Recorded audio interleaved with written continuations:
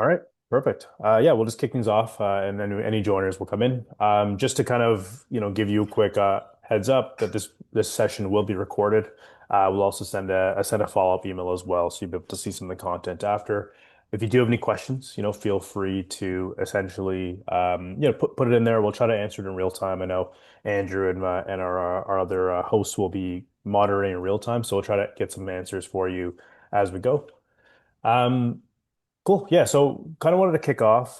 So Andrew and I have been kind of working together over the last little bit, it's through Finseta and then just over a long period of time with Andrew. And we thought it'd be a good session for us to go over, growth, funding, managing currency risk. We recognize there's always volatility, there's always going to be some challenges with businesses. And I know that a lot of you are some advisors, some of you are actual businesses and looking for capital. So could be a good session just to kind of get a sense on how we can support you guys, what options are out there for your business, and that we can dive deeper into more of the currency risk and the FX side of things through Andrew over at Vinseta. Yeah, that sounds great. So as Brian said, I'm Andrew Carlin, work for Finseta, and Swoop and I have had some relationships for the last few years, and we've done some exciting things together. We kind of partner with Swoop and assist some of their customers on the FX side, and they've been a really great partner for them in terms of kind of helping some of their customers get better access to strong rates, understand the markets a little bit better, and understand ultimately where they're potentially missing a trick with foreign business and kind of how to capitalize on that. And it doesn't goes without saying. Obviously, everyone on this call knows Swoop, and obviously we're very delighted to be partnering with them because they're a fantastic product and really great organization. So really delighted to be here today. Cool. Yeah, I appreciate that, Andrew. And yeah, for those who don't know me, so I'm Byron. I'm the director of sales over here for Swoop North America. So a lot of times, you'll come across myself or my team, and we'll be either managing your clients or working with you to help your clients or yourself getting different types of capital options. We're international, so we've got exposure in the UK, Australia, Ireland, South Africa, and we also have a relationship with Finseta over across the sea as well. Yeah, so we're similarly global business. We have operations in North America, across into the UK, Europe, Dubai, and Asia. So a wide net of customers that we're assisting, and kind of through that we have some lots of good relationships with when businesses are trying to grow overseas. We have good connections that can help companies take advantage of of different avenues. Cool. Yeah, we wanted to keep the session fairly free flowing. We're going to go more into different products and keep it very educational for you. So if you do have any questions, again, like I said, just feel free to pop into the Q&A. We'll be able to answer real time or at the end of it. But just wanted to give you a quick insight for those who don't know. So what Swoop is, so we're a platform that helps businesses access capital. We've got our big headline is we've done over 2 billion in funding globally over the past let's say 7, 8 years. And essentially, what we're trying to do is we're trying to just build our presence in North America, and we're really trying to provide that one-stop shop or that one-stop solution for businesses who are looking for capital, and that could be through loans, equity grants, and how we work with Andrew and his team in the saving side. So it's to provide different options, provide support for businesses, and really we have this tech platform where we're trying to make it as easy to navigate and as accessible for business owners to utilize. All right, over to you, Andrew. Yeah, so Finseta, we've been around for a number of years. Similar story to Swoop. Recently have expanded into North America. So I was brought in over the last couple of years to assist with that growth alongside the Canadian and North American team. We've got a really fantastic proprietary tech platform that's been built, lots of integrations in that allow for us to offer loads of different products for our customers that need access to different types of foreign exchange and different types of payment needs. Now we also have a really excellent digital multi-currency account system, which basically allows businesses businesses that are working with Swoop to operate locally, globally. We have a full account and payment suite, which is really excellent and kind of matches anything and beats a lot of other things that are out there in the market.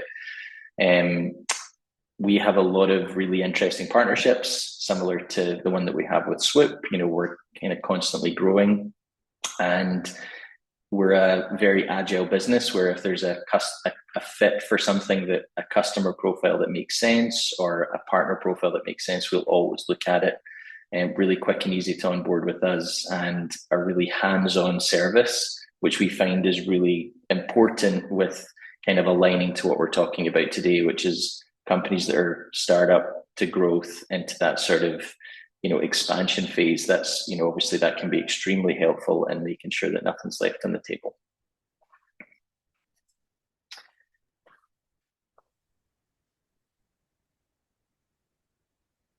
Oh, did the, oh, perfect. Okay. Yeah, that switched over. Yeah, yeah. All right, cool. Yeah, so on our side, I mean, like I said, we didn't want to keep this too, too technical.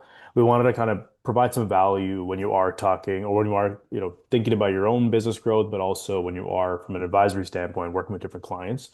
So we wanted to make it very easy and navigatable through different stages of business, right? There's a whole life cycle, there's a startup, there's a growth phase, there's expansion, and then it goes into maturity.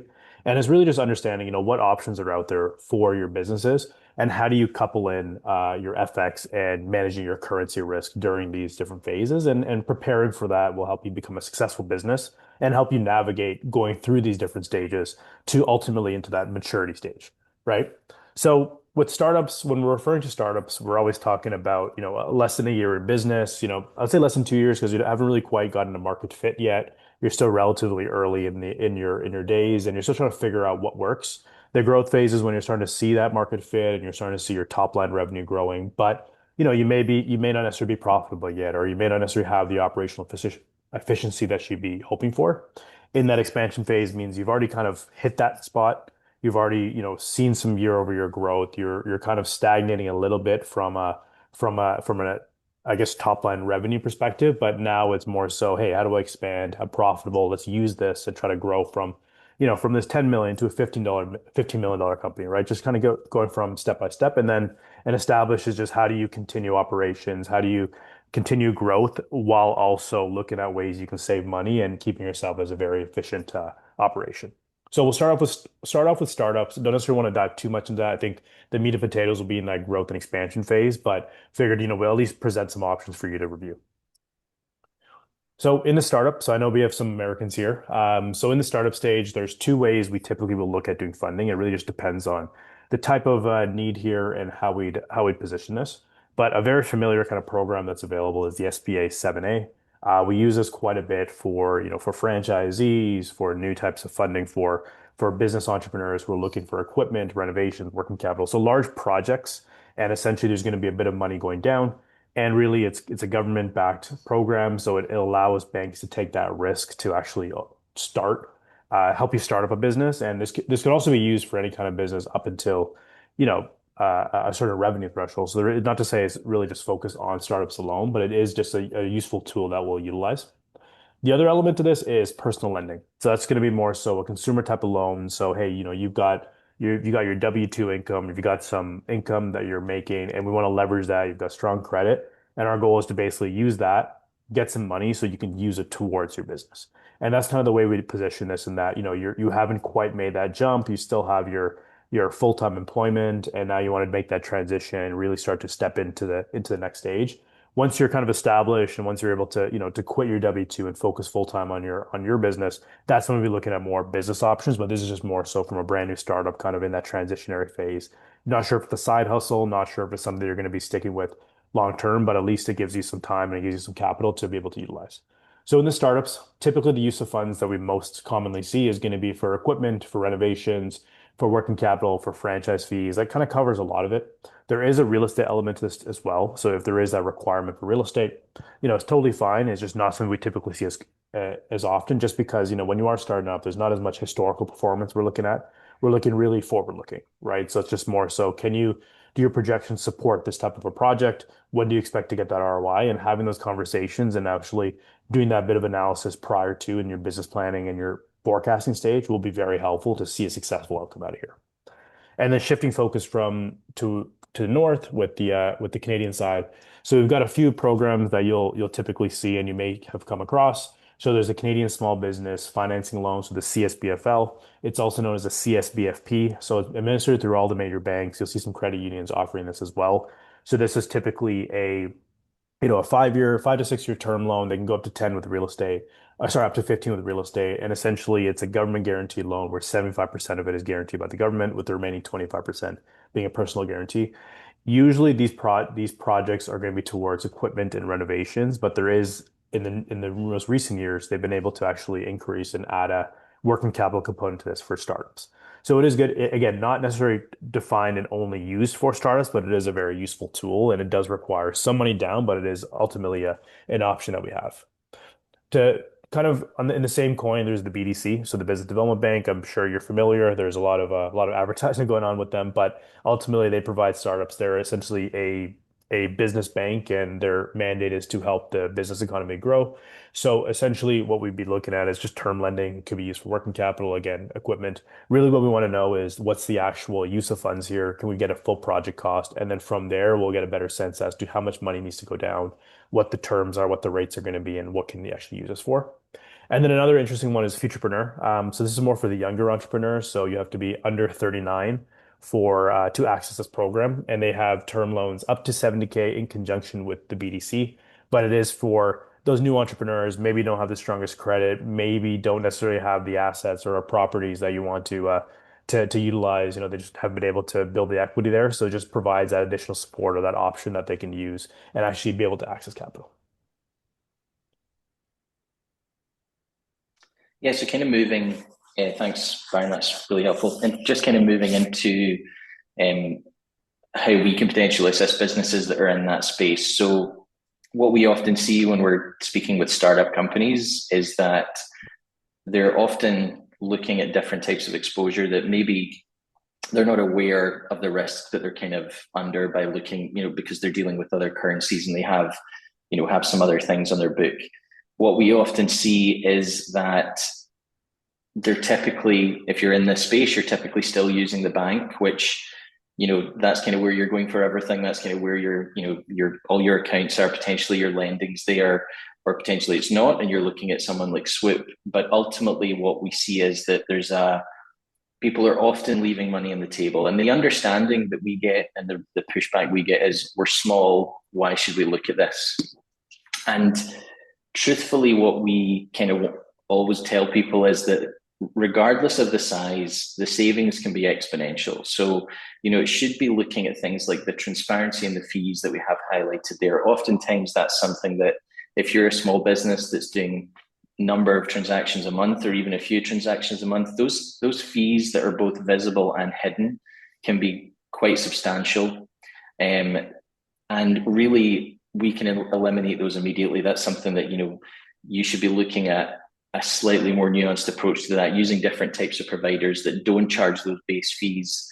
Also looking at sort of immediate savings against the rates that the banks charge, which is, it's a kind of a no-brainer in our mind, but often smaller startup businesses feel that they're in a space where, oh, well, those rates aren't available to us. And oftentimes that's not the case. Pretty much always it's not the case. There is something that we can always do to help growing businesses.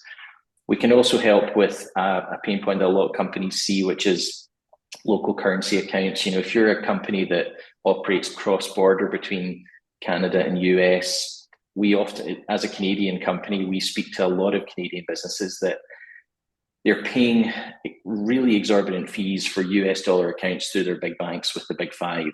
And there's a lot of issues with receiving funds from those accounts globally. Typically, if you're receiving funds from the US, your customers still have to send an international wire at cost to them, and then you're locked into transferring the funds within the bank network at a higher rate. As a startup, you can immediately have access to local accounts in Canada, the US, Europe, the UK, Asia. We deal with 137 currencies globally, so there's lots of different options there, and it can be a real easy way to kind of to streamline some of your receivables, give you better access to your cash, and give you more control over it.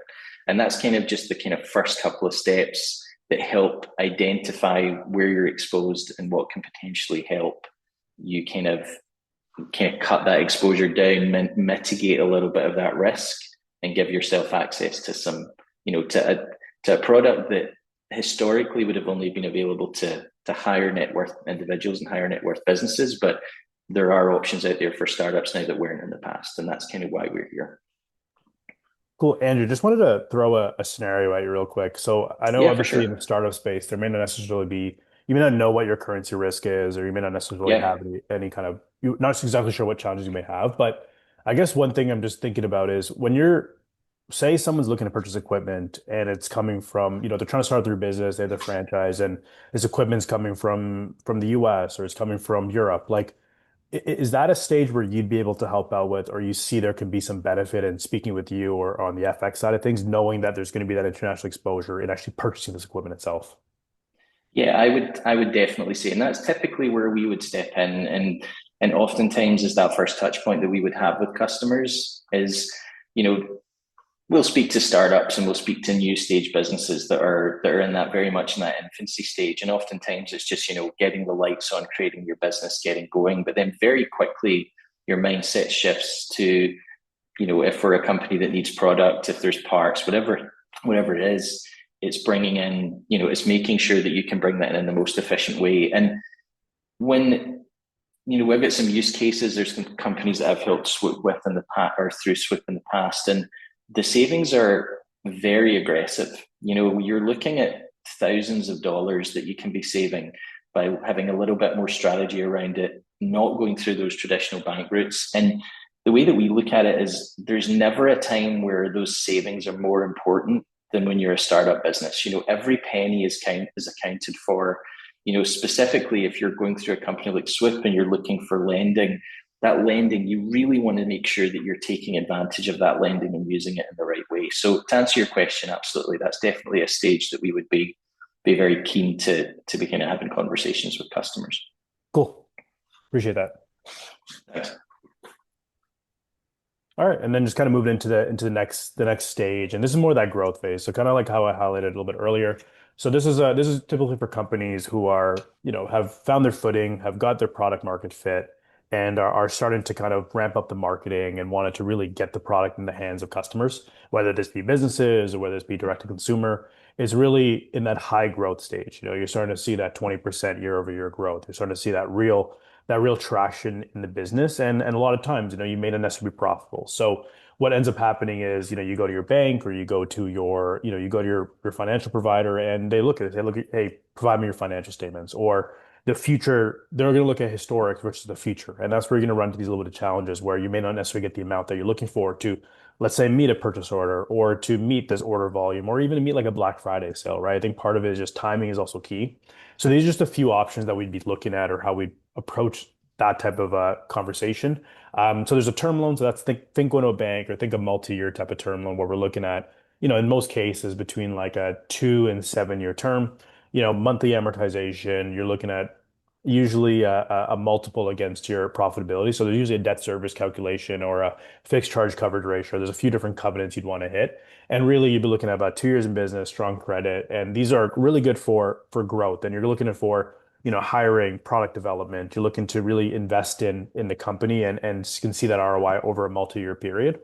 Then there's the element of a line of credit. So there's through the bank, and then there's the alternative unsecured space. Through the bank, they're typically going to take a GSA. They're going to secure themselves against receivables versus with the unsecured space, it's just going to be tied to revenue and it'll be more so like a percentage of sales. And usually we say like 10% of sales is a good napkin math. The rates are in like that 7 to 9% if it's going to be secured. It can be a little bit higher, but we usually look at it more of a cost per month perspective when we are approaching that line of credit type of stage. And then there's the asset-based lending. So that's when we're talking about you've got a purchase order, you've got some equipment, you've got some receivables that you want to leverage, and you don't quite have a banking relationship yet. This could be a good opportunity for us to get involved and put something a little more structured in place over a longer period of time, but at least gives you the flexibility to draw as you need. In all these cases, we usually want to start with just like asset list. We want to get some bank statements and some financials, and we'll do a full review with you. But typically you'd want to start, that's the conversation you're going to be having is you want to get accounting prepared statements or your tax returns filed. You're going to want, your bank statements to be up to date. You want to make sure there's no NSFs. Your credit is strong because you're going to be looking for lending. You want to make sure that you are presenting yourself in the best case scenario. And then to continue and to go back to what I mentioned, so there's the working capital loan, which is going to be a much quicker type of turnaround. We see a lot of these cases used for, inventory purchases or for marketing spend and trying to see what options are out there for a business. And you can look at like revenue-based options. There are like merchant cash advances. There's really just a large kind of variation of these types of products, but they are very quick. And the idea is to get them, cash into the business, use it for growth. And then the idea is that you're going to have the ROI to be able to pay this back. And you're not carrying interest for 7 years for something that you're going to have paid back in 6 months, right? Like that's kind of the view that we have, and it is a very good use case for it. So typically in these cases, we're looking at 1 to 1.5 times your monthly revenue. So if a company does about 50K, we can look at getting 50K a month. Sorry, we're looking at, let's say, 50 to 75K in approvals. And then these terms are typically between 3 and 24 months. It could be monthly payments, it could be weekly payments. It really just depends on the profile of company and what the use of funds is going to be towards. Some people only need funds for 3 months. Some people need for 24. Like we just want to make sure we understand and we get the right position in place. And usually the qualification is much lower. So we're talking about 600 credit score because these are going to be non-banks. A lot of business owners have spent a lot of money putting into the business, so their credit score may not necessarily be the strongest. So it's just how do we utilize that? How do we make sure and get you to the next stage, which is going to be that banking side. Um, and then to go forward is just the invoice factoring. So like I said, that's, you have some receivables, you don't quite have a line of credit set up, but you've got a cash gap you have to maintain. And this is just a way for you to cycle cash into the business a lot more efficiently to actually use it for growth and to invest in the company that way. Thanks, Brian. That's super helpful. So yeah, so kind of tying on to the growth conversation there on the Swoop side, for us, a lot of that aligns and a lot of, those stages make sense. And ultimately, what you're kind of looking at if you're a business that's in this kind of growth area is starting to really look at mitigating a bit more of your risk, automating a bit more of your process, and kind of highlighting there what we're kind of saying about the cost of inaction. Now, one of the things that we look at is, and it kind of ties in a lot to what we're talking about there in that last slide about invoice factoring. Now, one of the things that companies often don't look at when they're in this growth stage and potentially they're still in that small business mindset is that risk on currency between the time that you potentially place an order for a product between when you deliver it.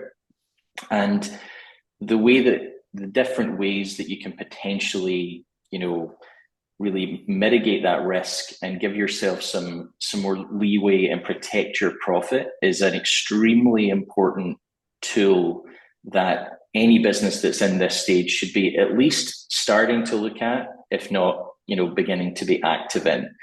And, what we kind of got in that middle bullet point about limit orders, talking about moving beyond the spot market. And when we talk about that, what we're seeing is that you're, as an active person that's booking trades for your business, and potentially you have to buy product or you're making payments to suppliers or, you're paying staff overseas, you're doing that transaction on an ad hoc basis on the day that you need the funds, and you're having to take the rate that's there. Now, you could be doing this through a broker, you could be doing this through your bank. Typically, what we see is that you're doing those transactions direct, that customers are directly transacting with their bank on those transactions.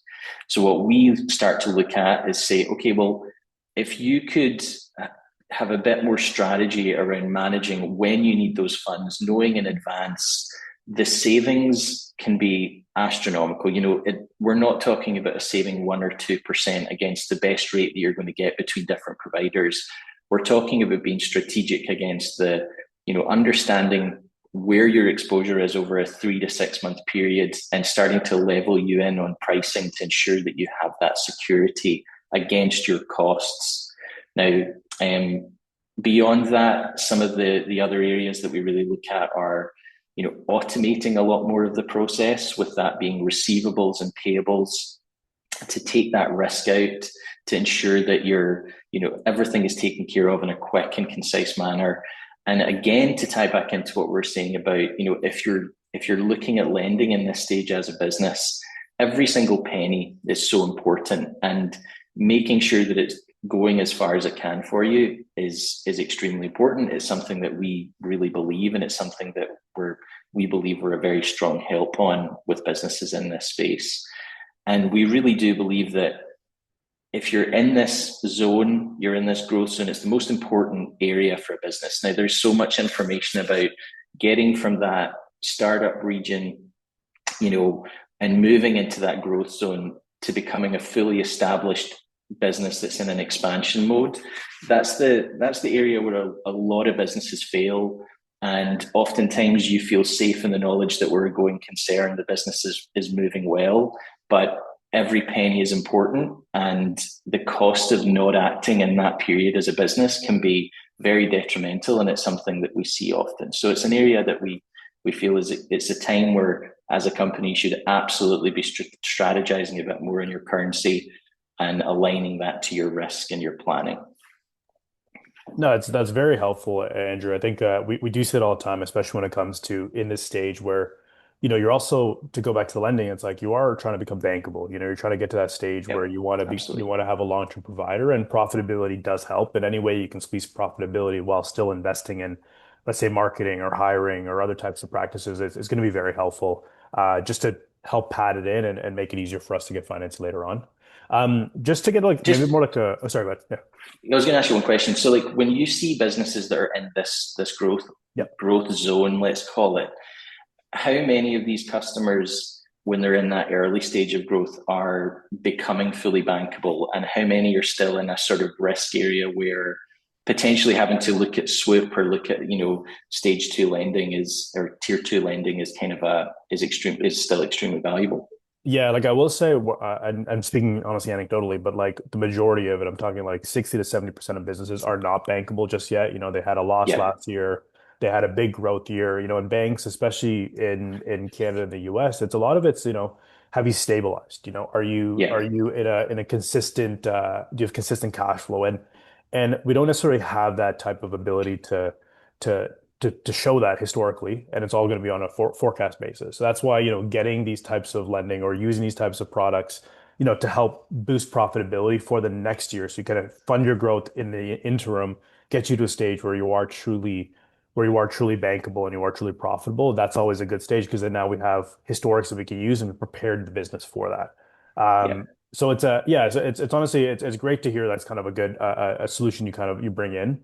One thing I did want to ask, and this is more so from a scenario standpoint, just to maybe put to explain a little bit more, put a little more light into it, is, say I have a customer who's an e-commerce customer. She does fashion and she has buys in, let's say, February, in August, November, and she's trying to hit on certain seasons. Like for a client like that, knowing there's going to be multiple purchases, she's going to be purchasing from China, but has to have a USD exposure. She's a Canadian business. She also receives USD. She also receives euros through her e-commerce platform. Like, I Yeah. guess, how would you approach that conversation, and like, how would you recommend from a very high level for these companies to get set up at that point in time? Yeah, so that's a really kind of good use case and one that we see often. So I'll touch on I'll touch on the receiving piece because and when I talk about receiving, I mean the account the local account piece that we can offer. So any business that is operating globally. So if you're a company that's selling your products overseas, there's often not an easy way to get those funds back. Now, you might be using a merchant service provider and you may have the opportunity for them to send funds back to you, but typically what we see is that those merchant providers will automatically convert those funds and send you back to them in your local currency, which removes that control. It's also usually a 3 to 4% markup. And it's not a particularly strong way to do that. Now, what we do with a lot of our customers, and we've got some use cases. So, like I'll talk about, I work with a company that's they're a large company in Toronto. About 80% of their receivables are in the US. So they're consistently receiving funds from the US. And then they have about 15% from Europe, and then actually only 5% of their profit is received in Canadian. So we offer them euro accounts and US dollar accounts, which are locally domiciled accounts in those regions that they can invoice directly to in those currencies. So one of their providers or one of their customers comes to them and says, I need to buy X amount. They invoice directly to their US local account, and then they have immediate control over those funds. Now, one item you mentioned was, what if that person also has outbound payments? Now they can hold those funds in that account, use them for when they need them, or they can exchange them back when it makes sense for the business. And to kind of talk now about the further piece, which is around that strategy for a business that potentially has buys in February and say August as an example, what we would be looking at with that company is saying, okay, well, what is your known need over this period? So say you're coming up to February. What I would be hoping that for a February buy, I'd start having a conversation with a customer in December and be saying, okay, like what's that known amount that you're going to need at that point? What are you forecasting for? And then what we start to do is look at the market for you and say, okay, like let's see where things move over the next while. Let's see, are we at a really strong period now, particularly if we're talking about a customer that's a Canadian seller and buying US dollar. Recently, over the last couple of, well, basically the last month has been a really strong time to purchase that currency. We came off the highs on US dollar where we're sitting around 140. The market has moved down into a very good range for Canadian sellers at 135. It's the strongest it's been in about 12 months. So with a lot of our customers, they've been coming to us and saying, I want to lock that price in. And the way that we do that is that we have a very simple hedging product where we basically lock that price in for you, and then you have that rate guaranteed for when you need it. Now, you don't necessarily have to put the funds up to hold that rate. We can do that based on a number of different, there's a number of different ways we can do that. We can do it with a small deposit. We can also do it with a credit limit feature that we have. And then from there, you have that clear defined price that you can then cost everything that you're doing within your business off over that period. And you can do that as many times as you like. You can roll that throughout the year. That's kind of that's how we would help a business in that space. No, it's great to know, especially like when you're a business owner or when you have like these consistent buys, you kind of know your schedule and you're able to operate Exactly. that way. Like that predictability is gonna help Yeah. significantly when it comes down to cash flow forecasting and planning for the year, knowing you have some of these savings already locked in, 3 to 4 months ahead of time, right? I think that's a good point. And I realize that probably a lot of entrepreneurs don't realize that. They're just buying at Yeah. spot. They say, hey, I'll buy it at this point, not knowing that there's savings that are just being left on the table.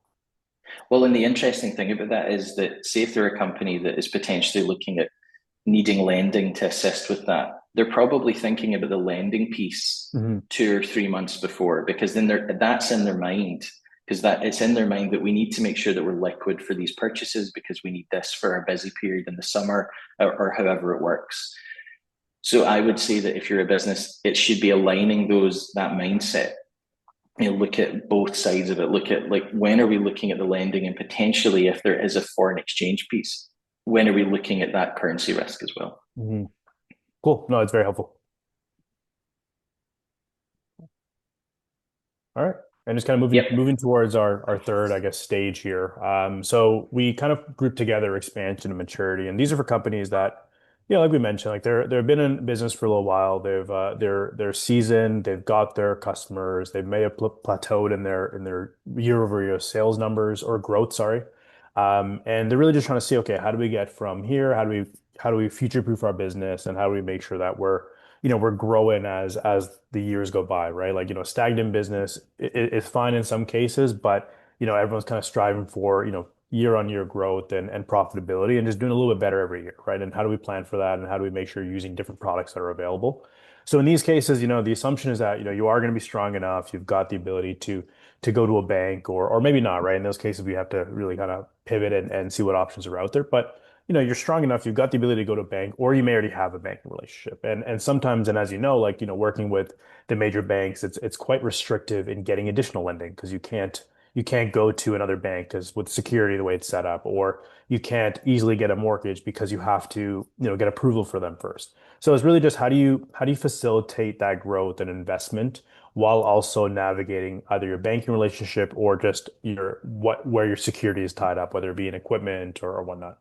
So there's a term loan and a line of credit product, very similar to kind of what we chatted about in the growth phase. So don't necessarily want to dive into this too much more. It's just going to be a lot more dictated around profitability and the ability to service loans as well as collections on receivables. That's going to be a pretty big key factor here on the from the banking side.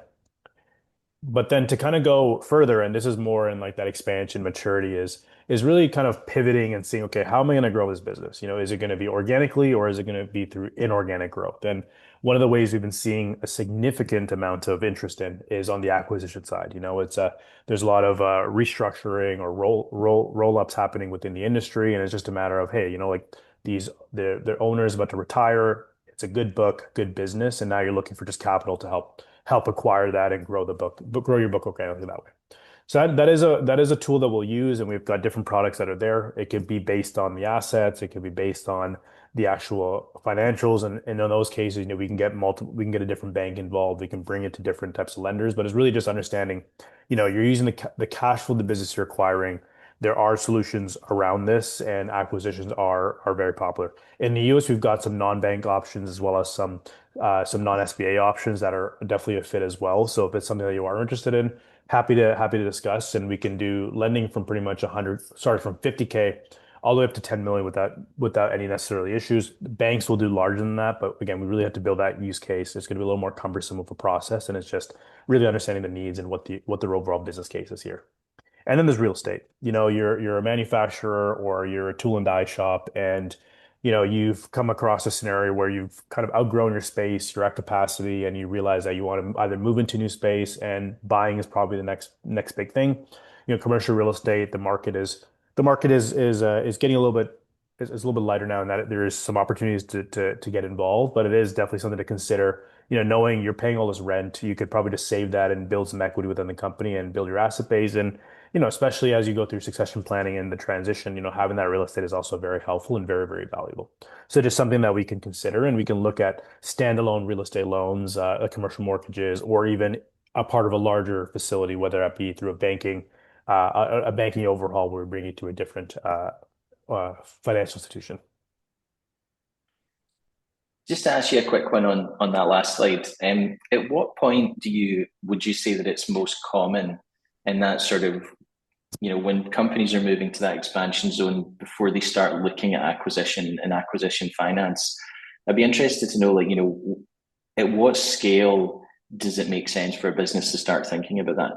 Yeah, I think, well, I mean, you should always be keeping your eyes open in the market itself, but I think part of it is once you've actually had that market validation, you've had consistent years of revenue and growth, and you are stabilized in this point, right? I think at Yeah. that point, the next step is, how do I grow? Do I invest in a new product, or do I bring on a new book, or do I invest in marketing? And after a certain point in time, some of these strategies, you're not going to get it has diminishing returns, and I think part of it now is, okay, well, once you recognize the money I put in is not necessarily reflecting in what I'm getting back, well, that's when you should start looking towards, how do I actually do a true growth phase, and that's when you start looking at acquisitions and seeing some opportunities there. Strategic is great, so diversifying your product line or even just adding more to your book. There's two ways to approach this, and it is a very common kind of need, especially in the current, right? There's I think the BDC had a study, it was like 2 billion in revenue or something that was up for grabs with this transition in ownership. And a lot of family run businesses are looking to get rolled up or looking to get purchased. And again, it's a great opportunity to do so, especially if you're in that right industry. Even if you're on your own, it's still an opportunity there. But kind of just once you're at that plateau stage, you've got banking, you've got the financial flexibility, and you have like a CFO, you've got an internal finance team, like that's really a stage when you can start identifying acquisition targets and seeing that as a viable strategy for growth. And then Yep. yeah. All right. That's really helpful. Yep. Thanks. Cool. Yeah, I think that so for obviously businesses that are in that expansion phase, similar to what we're talking about there, a lot of what I was talking about in growth still stands. And, it really is it's about risk mitigation. It's about ensuring that the right guardrails are in place for the business to make sure that you're not losing too much to that cross border need. One of the areas at expansion that we see that can be a real risk is really global compliance at scale. So managing cross-border and managing your business at, when you're in a growth stage or a startup stage is fairly simple. There's typically not a lot of detail involved. It's maybe you're dealing with some suppliers, you're making payments overseas. As you become a more complex business and you're expanding, the compliance and kind of regulatory requirements become a lot more just a lot more complicated. And having one partner that manages all your kind of global treasury and all your international bank accounts in one place and manages those compliatory and regulatory issues is extremely valuable. It takes a lot of the risk out of the business individually. It ensures that things are being taken care of in the proper way, and it ensures that your payments are properly managed. You're not kind of broaching any risk parameters, and you're ensuring that your funds are safe, governed in the proper way.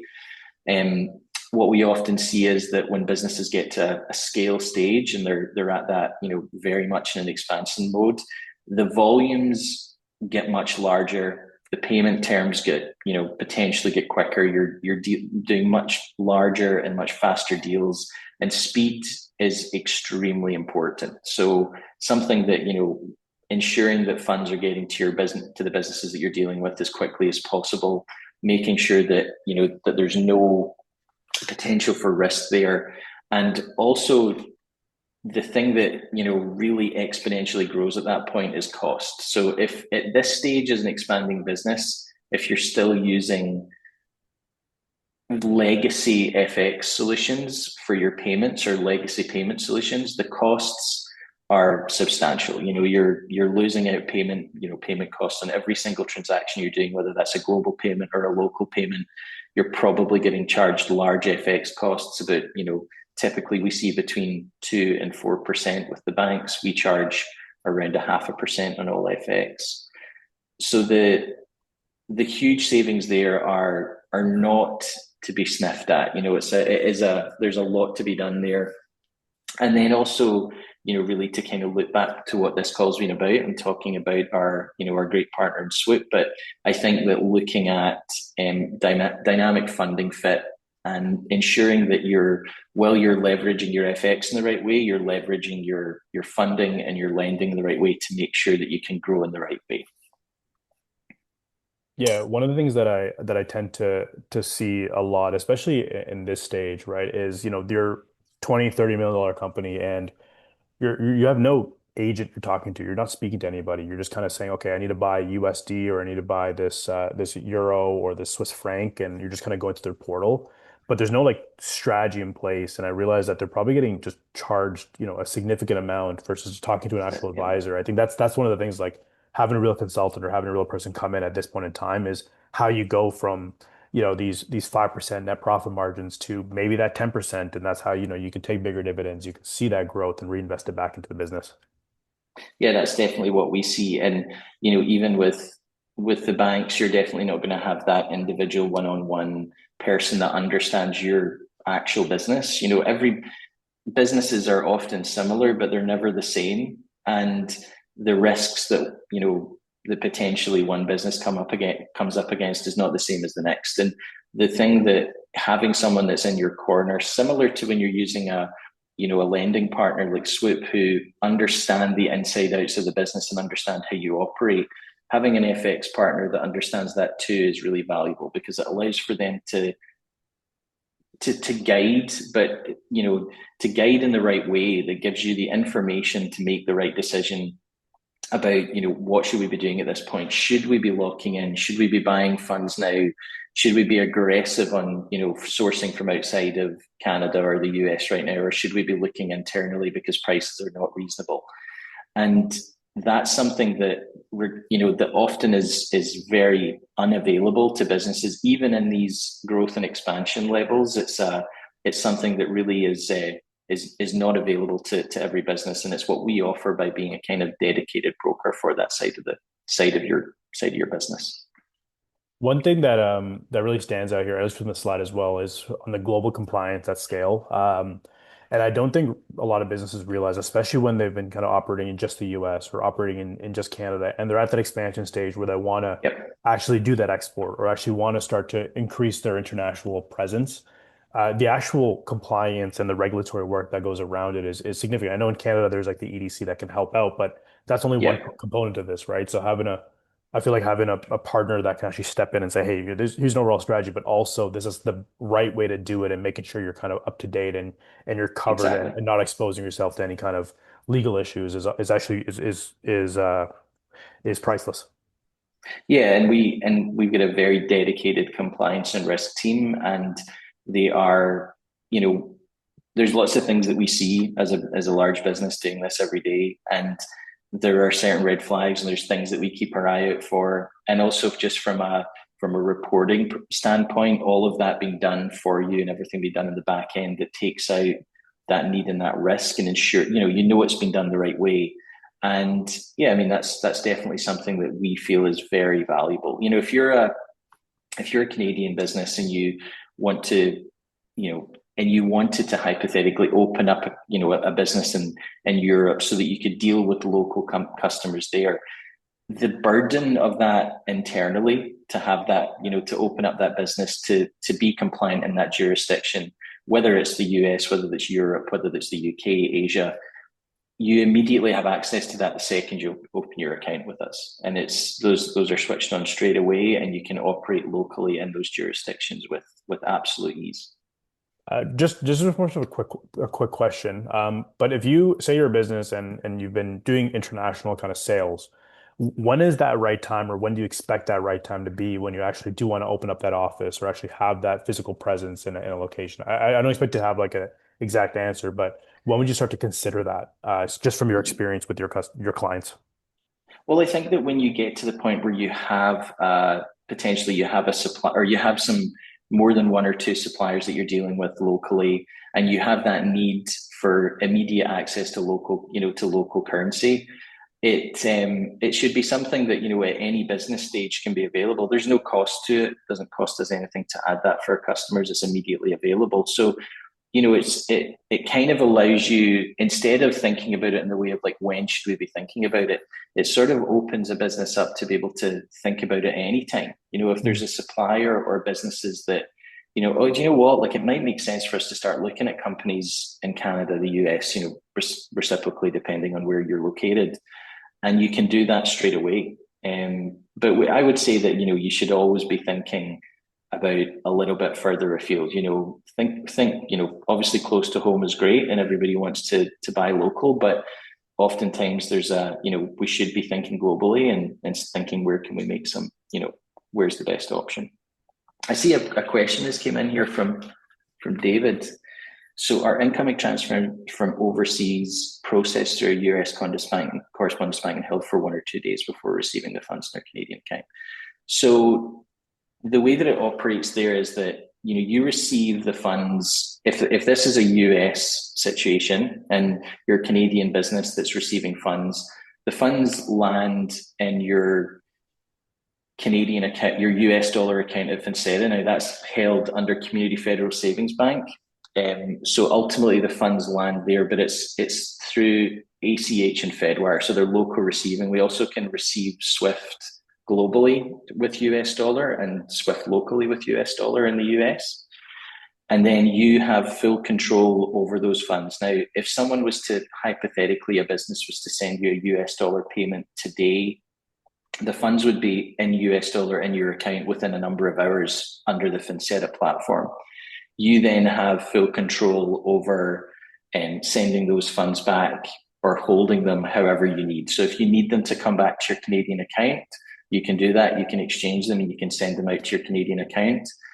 Or you can hold them in US dollar, or you can hold them in Canadian dollar in your Finseta account. It's really at your disposal and kind of at your discretion. But if it's a circumstance where you need the funds immediately back, you can have those funds back in your account in Canada the following day. So it would be, if we received them today, they'd be back in your account tomorrow in CAD. Does that answer, David?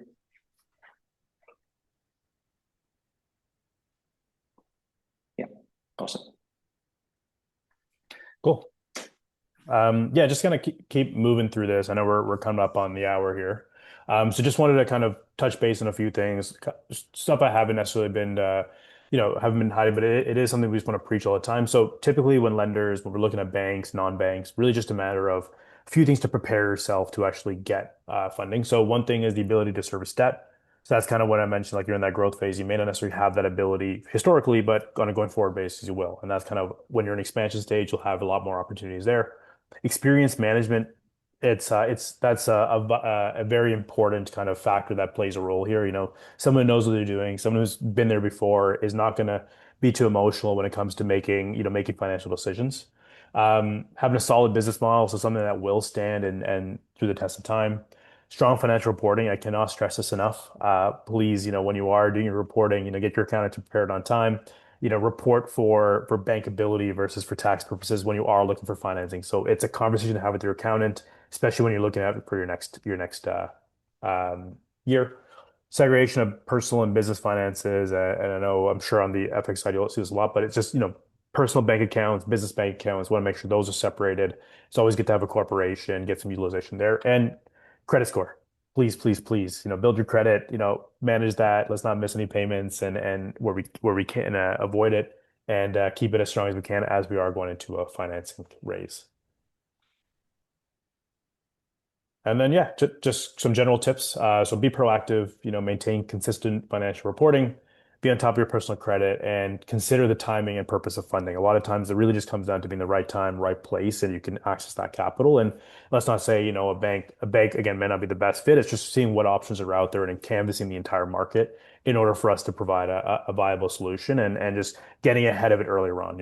Andrew, I'm sure you've seen it many times where it's like, hey, I need to make this wire tomorrow, versus like if Oh you knew yeah, this 2 weeks yeah, 2 weeks ago would have a much better price. exactly. That's it. Be proactive, 100%. Cool. And then yeah, just to kind of I want to leave some room for Q&A, but just for next steps, if you are interested, we do have there's a website that you can visit. We have both our website, the Canadian and the US side, as well as the Finseta website to review. Follow us on LinkedIn. I know the Finseta team, they provide a lot of information, at least on the FX and some insights into the market itself. And on our side, it's more so, what kind of deals are available, how we can support businesses and what's out there. And then for specialists, if you want to actually communicate or message somebody directly, please reach out to andrew.carlin@finseta.com, or you can reach our team mailbox at Swoop Funding at canadasales@swoopfunding.com, us-sales@swoopfunding.com, or you can reach me directly. And yeah, anything, I Yeah, no, mean, that's wanted to open up the floor to any Q&A. I know there's a couple kind of that came in. Um, in terms of, I know Mark, you mentioned, can we work on deals in Morocco or in South Africa? Typically, it'll be just South Africa, at least for that market. Banking is not necessarily set up, or the environment is not as open for a lot of businesses across Africa. But in Europe, we may have a little more flexibility there as well.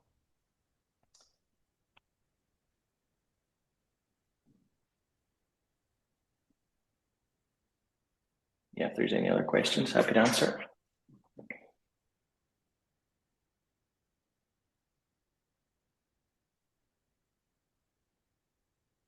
All right, well, look, it seems like we're not a whole lot in there, but at least, oh, sorry. Do we have lenders for fishermen in Canada? Yes, we do, Mark. Yes, we do. We've got some lenders for the fisheries industry in that space overall. So happy to take that offline and we can definitely chat in a little more detail there.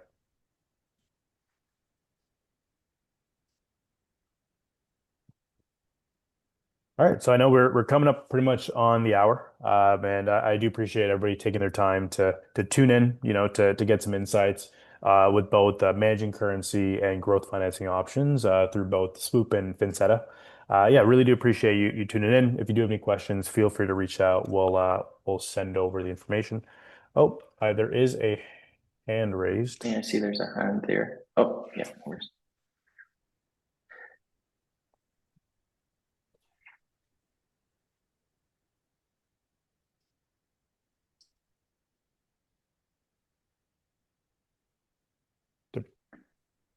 There may be a question. I'm not totally sure, but.